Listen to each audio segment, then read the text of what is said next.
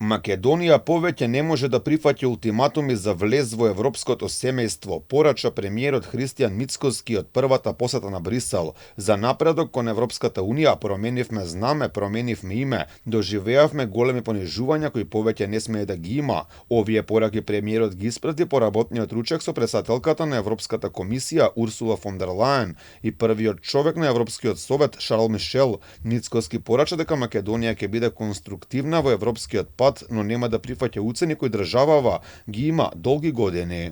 Ние не можеме повеќе да прифаќаме ултиматуми. И за нас принципот тие се таму, вие сте надвор, ако сакате да бидете таму, треба тоа да го прифатите, простете, но ние такво нешто не можеме да прифатиме, а од друга страна ни велат дека има желба да бидеме како држава членка во Европската унија. Мојот одговор на таа теза е ако има желба, има и начин. Ние сме тука да бидеме конструктивни, да останеме фокусирани на исполнување на оваа стратешка цел. Остануваме фокусирани да предлагаме решенија и ако на вистина има желба, тогаш има и начин.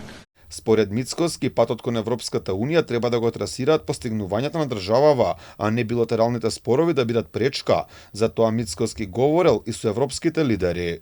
За жал, ние речиси 2,5 децении од како го почнавме овој интеграционен процес, од како го подпишевме договорот за асоциација и стабилизација, сме жртви на билатерални проблеми, односно на билатерализација на предпристапниот процес.